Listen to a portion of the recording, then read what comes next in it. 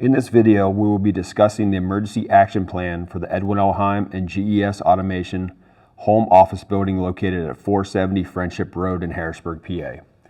The objective of this emergency action plan is to comply with OSHA's Emergency Action Plan Standard 29 CFR 1910.38 and to prepare employees for dealing with emergencies. This plan outlines the steps and procedures to be followed. It contains details on who to contact, evacuation routes, emergency meeting locations, and emergency equipment locations.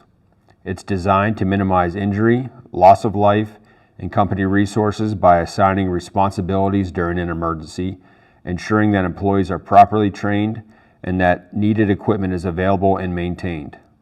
The plan applies to all emergencies that may reasonably occur at the Edwin Heim and GES Automation home office building. There are three different ways to locate the emergency action plan. First, the plan is accessible through Heim Connect under the Safety tab. The plan will also be kept in the break areas on each floor of the office building. You can also request a copy from the Safety Department, and we will provide you with a printed copy.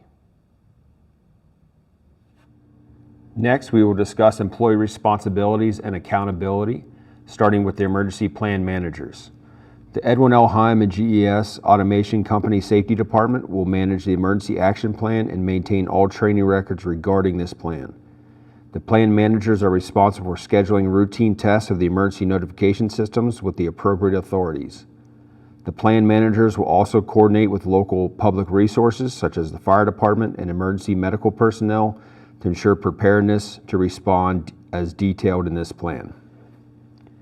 Management and supervisors will be in charge of ensuring that the emergency action plan is established and enforced with all their employees, making sure that training is provided per the emergency action plan, and making sure that involvement is done with all employees in conducting any type of emergency action plan drills. Evacuation in an orderly and timely manner must be ensured as well.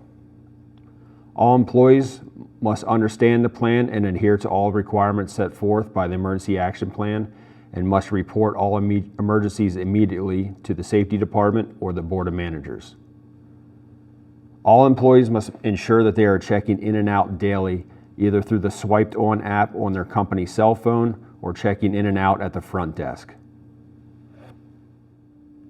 All employees shall be made aware that the fire alarm is our primary notification used for building evacuation. In all cases, when an alarm sounds, total and immediate evacuation of all employees shall occur. The following types of distinctive warning systems are used in the office building to notify employees of a fire or other emergency requiring evacuation.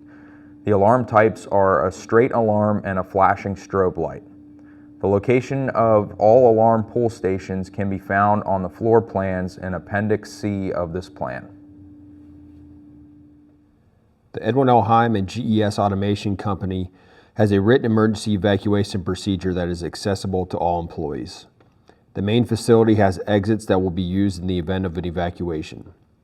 The facility will maintain floor plans that will be posted in conspicuous locations throughout the building for easy reference.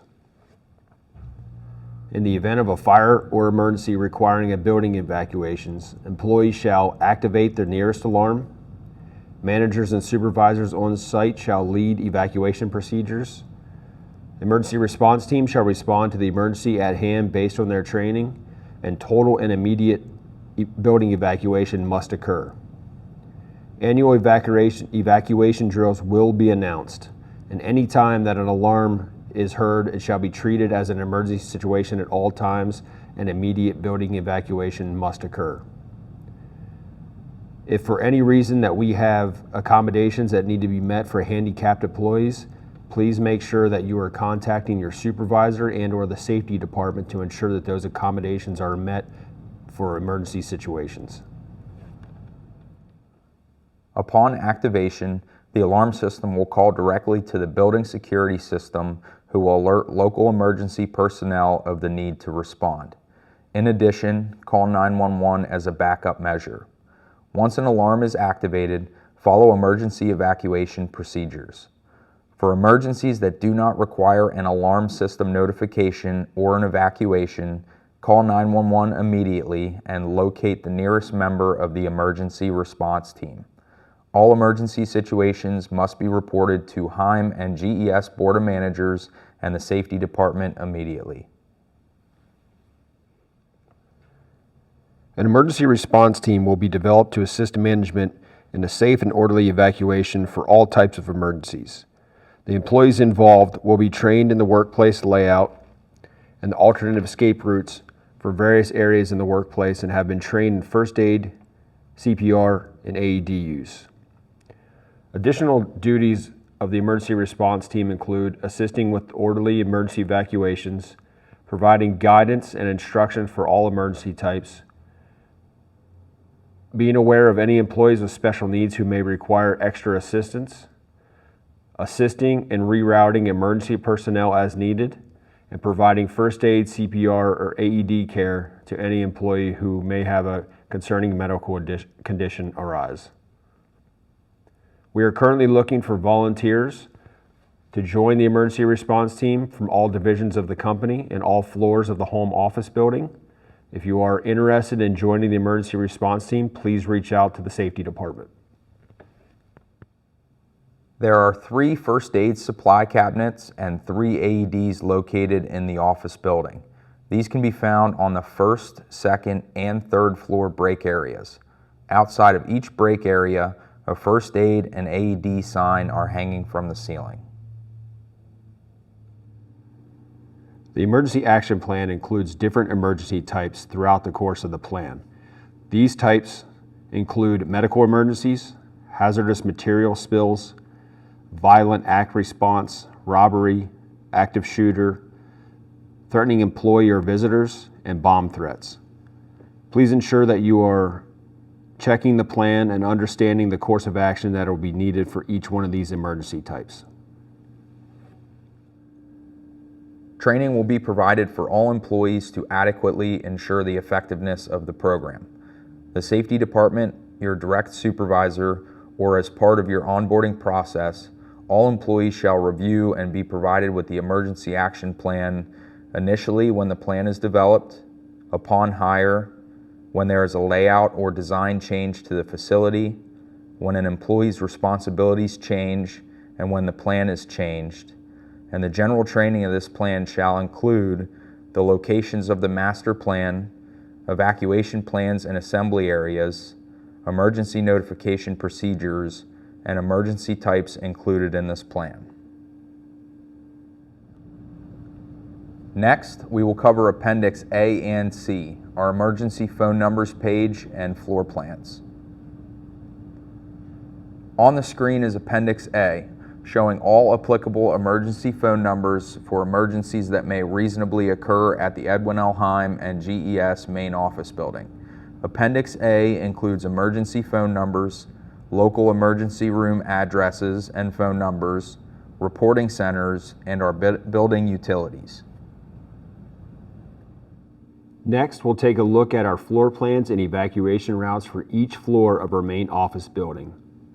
All 3 floors will look similar. On each floor, 3 zones have been created with primary evacuation routes established for each zone. Nearby exits will be your secondary evacuation route in the event of a fire or other emergency type barricading your zone's primary evacuation route. On the screen is the evacuation zones for the first floor.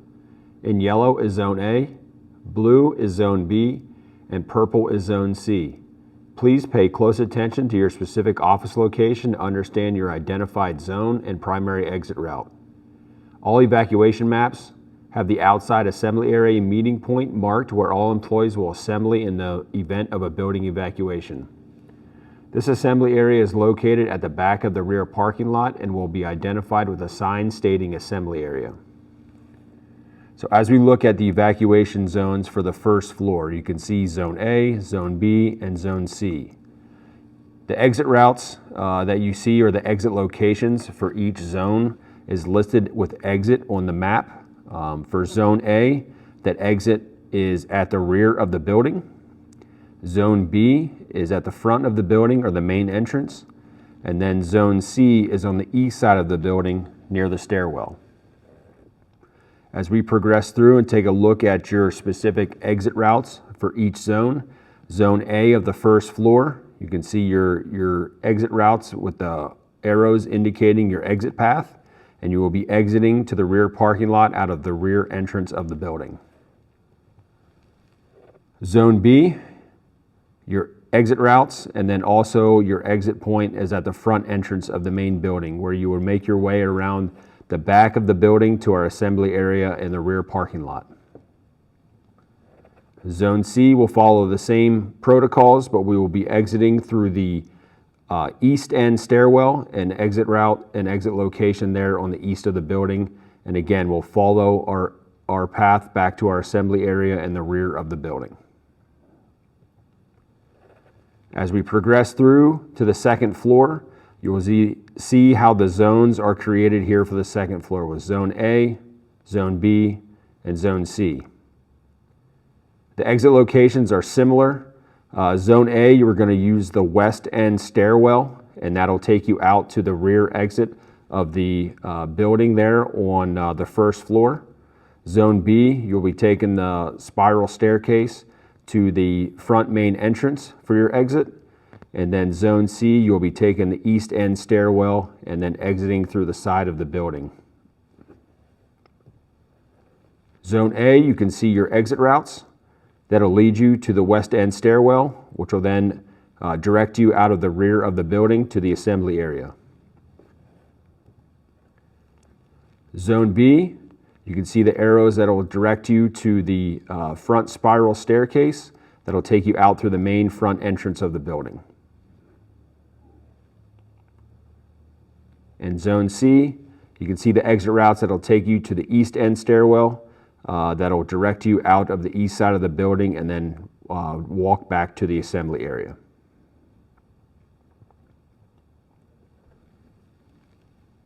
On the screen now is the evacuation zones for the third floor with Zone A, Zone B, and Zone C. The third floor has the same setup as far as stairwells and exit routes as the second floor did. Zone A, you'll see the arrows that are indicating your exit routes to the west end stairwell, which will then direct you down to the first floor and exiting the rear of the building. Zone B will take you to the front main spiral staircase that'll take you out through the main front entrance of the building. And then Zone C for the third floor will direct you to the east end stairwell, which will then direct you down to the first floor and out the east side of the building and direct you back to the assembly area at the rear of the parking lot. Lastly, we ask that everyone please review the emergency action plan, as we did not cover each emergency type outlined in the plan in full detail. Once you've reviewed and understand your duties as an employee outlined in the emergency action plan, please complete the sign-off page that will be provided and return to the safety department. Thanks for tuning in to the Edwin L. Heim and GES Company Emergency Action Plan video. If you have any questions, please do not hesitate to reach out to the safety department so we can help you understand the requirements of this emergency action plan. Thank you.